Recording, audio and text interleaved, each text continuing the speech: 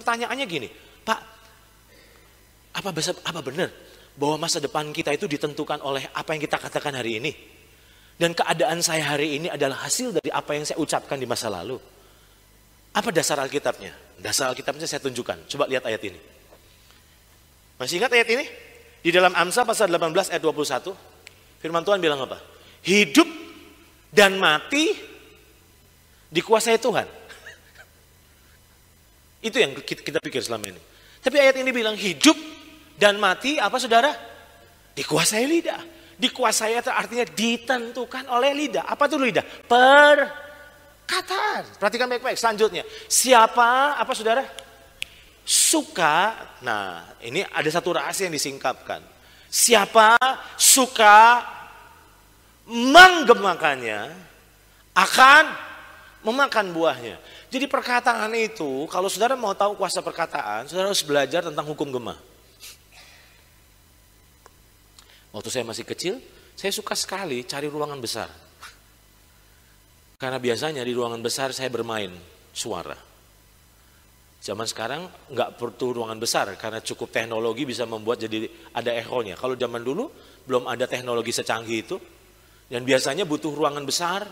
Terus akhirnya apa terjadi, saya masih ingat waktu saya kecil, kalau ada di ruangan buka pintu, lalu saya teriak, halo, gitu. Terus berapa detik kemudian, terus ada kata berbalik, halo, gitu. Masih ingat itu? Itu hukum gema. Saya mau katakan kepada saudara, perkataanmu itu hukum gema. Pernahkah saudara ada di sebuah ruangan besar dan saudara bilang, assalamualaikum? Lalu gemanya bilang, waalaikumsalam? Tidak akan pernah mungkin. Apa yang saudara katakan itu juga yang persis kembali. Tuhan mau beritahu kepada kita bahwa apa yang saudara katakan itu akan kembali. Jadi hati-hati melepaskan perkataan. Nah, dari mana dasarnya? Bilangan pasal 14 ayat 28. Perhatikan ayat ini. Bilangan pasal 14 ayat 28. Firman Tuhan bilang apa saudara?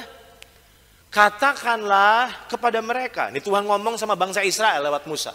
Demi aku yang hidup. Demikianlah firman Tuhan. Bahwasanya seperti yang kamu katakan. Di mana saudara? Di mana saudara? Di hadapanku.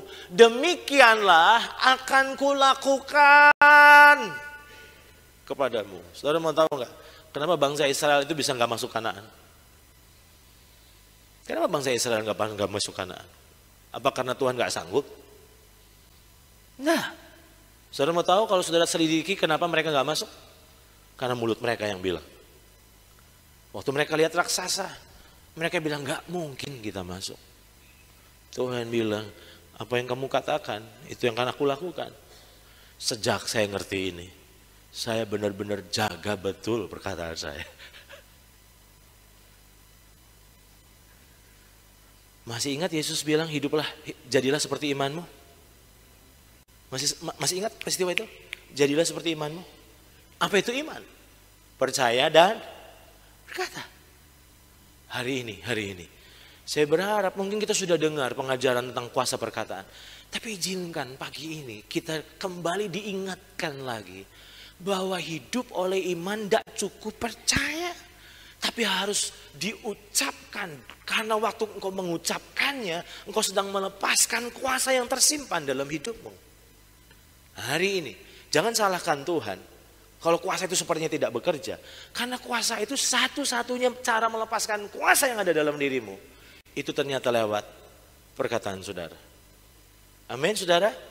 Jadi saya mau tanya sama saudara. Percaya nggak bahwa kekinian saudara bisa diubah oleh iman? Yang amin cuma 10 orang. Memang susah percaya ya? Oke. Saya mau tanya.